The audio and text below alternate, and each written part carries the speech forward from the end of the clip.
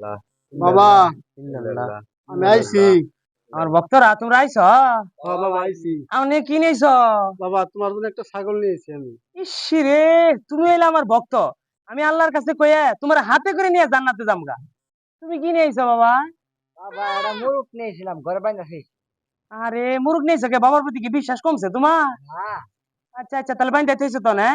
আচ্ছা বাবা, তুমি আমার কি আমার জন্য কি নিয়েছ? বাবা আমি কিছু নেওয়ার পাইলে। আমি তোর নামে আইলে তাহলে কথাবার্তা শুনতাছি। তোর কি আমার প্রতি বিশ্বাস কমে গেছে কেন? তুই বলে মানুষের কাছে কস যে আমি নামাজ পড়ি না? প্রতিদিন কে নামাজ পড়বো রে? নামাজ পড়বো একদিন। আর তোর এই ব্যবসা সম্পর্কে ধারণা আছে? দুনিয়ার সবচেয়ে লাভজনক ব্যবসা হলো আমার ব্যবসা।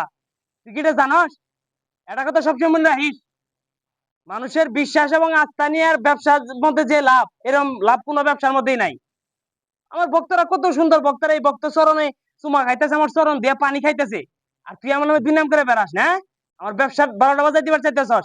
এই, তুই আমার চোখের সামনে দিকে যা। আরে আর খিচুড়ি দিবি না? যা হ্যাঁ পারেন দিকে। মাওলা